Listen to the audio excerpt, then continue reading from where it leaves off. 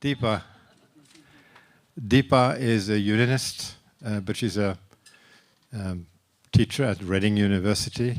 She comes from the finance sector. So she knows a little about the relationship between finance, democracy, abuse, power. And we want to listen to you, Deepa.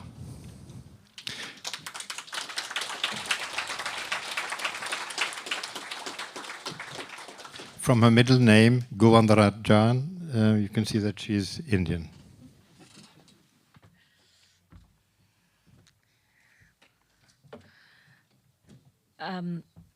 Thank you very much for allowing me to speak here in front of the people that I think of as great: Andrew, Claire, Mick, Marielle, and others who haven't yet spoken, Glenn, for example, and Ola. It is a privilege to be here and to be invited by John, who made allusions to my checkered past because he knows me well. I'd like to share with you, firstly, a quote from Harold Pinter. And he's the former Nobel laureate, and he said, "It never happened. Nothing ever happened. Even when it was happening, it wasn't happening. And then it didn't matter." And we are here today because for us it does matter. For us, we are opposed to the provocation for war. We are opposed to the systematic attempts at regime change running from the imperialist American empire and its lackeys in Sweden, Norway, Britain, Ireland, elsewhere, Germany included. And we are opposed to the fact that this regime change is carried out against people in places which are mainly affecting people, black and brown people like me. And we are noticing it now and willing to say something about it. We are willing to speak up against the killing of civilians, the daily live streaming of a genocide that is happening in Gaza. And when we do say something about it, maybe through a whistleblower like Chelsea Manning or a journalist like Julian Assange, what does the empire do? It strikes us down. A non-US journalist undertaking honest journalism outside the United States is jailed in Britain at the behest of the United Kingdom, at the behest of the US in the United Kingdom, for telling us the truth about the crimes that our governments commit in our name. And we are not willing to put up with this anymore. And I am here because we won. In Julian's case, we have won. And the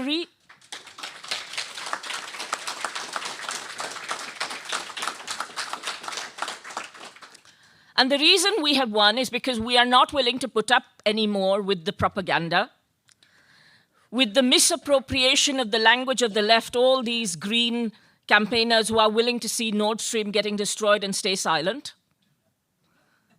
who cannot see anything, who cannot see a genocide happening in Gaza, but they care about racism. We are not willing to put up with it.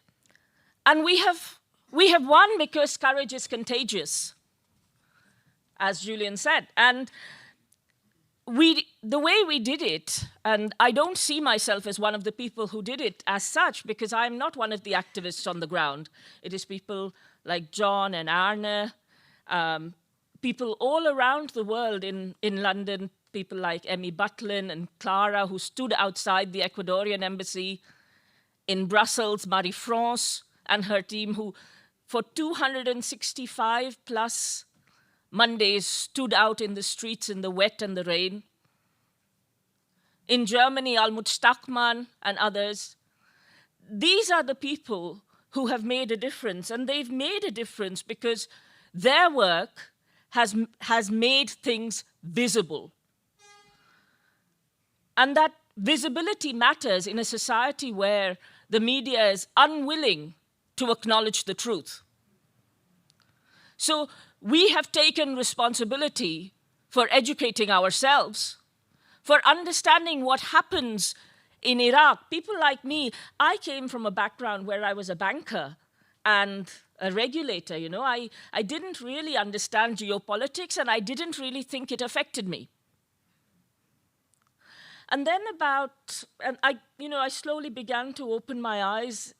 I didn't really understand the Iraq War. And then as I began to understand what was going on in the world, I felt tremendously disempowered. Because all I felt was, well, it's so big and so complicated, what am I going to do? And it's easier to watch, although I didn't do this, Celebrity Big Brother or the Olympics, while the genocide is going on. And I went to Julian's first hearing, his first extradition hearing in Westminster Magistrates Court, and I was shocked that there were maybe 2 journalists in the room. Nobody seemed to be taking notes. Nobody seemed to even care that a journalist was being held in the heart of London in prison, while less than a mile away, they were having a symposium on press freedom. And I felt compelled, like many of you do when you are on the streets protesting against the genocide, to go and do something. I didn't know what to do, so I decided to serve as a legal observer in the case, just to see if he was getting due process. And what I saw shocked me, because I am used to black and brown people being treated badly by the justice system, but not black and brown people like me who are relatively middle class, who go and sit in a nice seat, maybe observe a hearing, and get treated properly by the security guards. Instead, when I went to hear Julian's extradition hearing in the Old Bailey, 40 non-governmental organizations who had been given accreditation to monitor the hearings were told on the first day of the hearing that they would not be allowed to monitor. So what did these NGOs do? They just walked away. They just said, oh, we will write a strong letter. Who cares, right? There were a couple of us who stood in the queue for the public gallery. And remember, this was COVID times. The judge said that in 2 galleries that they had, 96 seats, they could only accommodate 5 people because of COVID-related restrictions. And of these 5 people, only 2 would be allowed in the public gallery first thing in the morning. The rest would have to attend later because there were 3 VIPs who were supposed to come. We later found out that these 3 VIPs were supposedly from the Australian embassy and didn't attend even one day in those 3 weeks. Anyway, we were queuing at 3 or 4 in the morning to be able to get one of those 2 seats. And when I went in, the security guard said to me, he looked in my bag, and I had a small piece of chewing gum. He took it away, it might be dangerous, right? And then he said to me, you can take in pen and paper, but you're not allowed to write. And that shows you the mentality of how that trial was conducted, where a journalist who has osteoporosis, who has a serious lung condition, is stuck inside a prison and forced to go down on his knees to talk behind a wall of plexiglass through a small gap to his lawyers over the heads of the FBI agents. And where the judge takes 90-year-old Danielle Ellsberg's testimony at what is 4 in the morning for him because she's unwilling to be accommodating.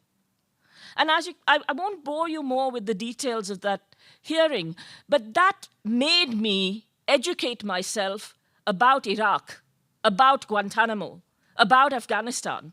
And I urge you to go to collateralmurder.wikileaks.org, where you will find information about the 2 children, Doa and Sajjad, who were in that vehicle which stopped. A Good Samaritan stopped to pick up a dying civilian on the street after 2 US Apache helicopters mowed them down. And this Good Samaritan ended up throwing his body across his 2 children aged about 5.5 and 8 in order to stop them from being killed. 2 Reuters journalists were killed in that incident.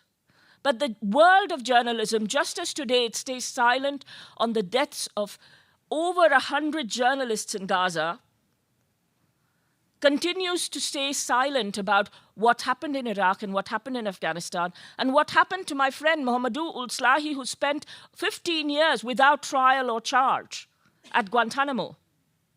My friend Sabri al-Qureshi, who has spent close to 15 years in Guantanamo, released without trial and charge in the middle of the night in Kazakhstan, where he then spent 10 years under house arrest and still does not have freedom.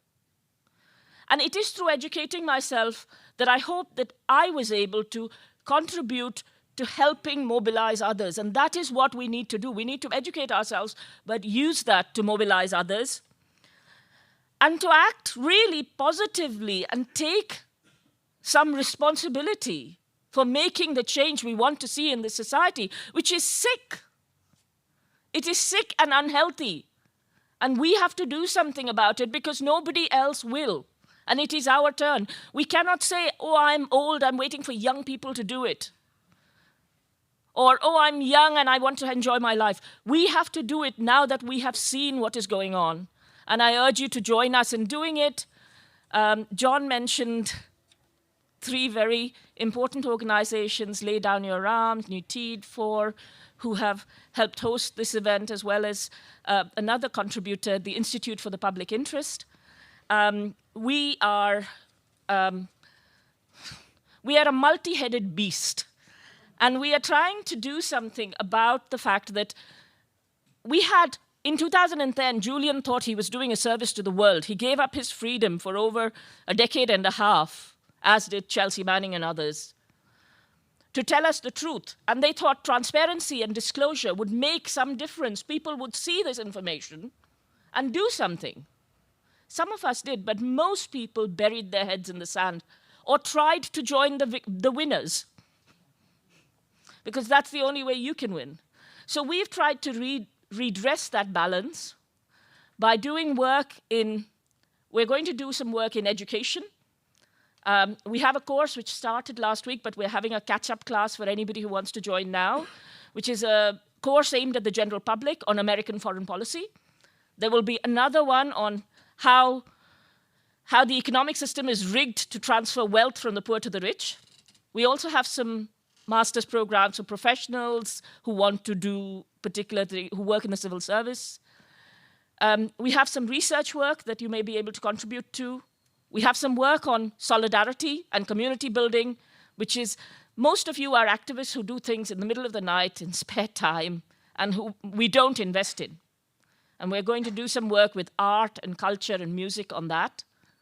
And lastly, we're going to do some work, which is something that was mentioned earlier by Mick, around diplomacy, to help people like Sabri leave Kazakhstan, to help civil society organizations, when new whistleblowing laws come in, to try and put in our view, the public's view, and for our governments and our societies to work in the public interest. So I'll stop there. Thank you so much.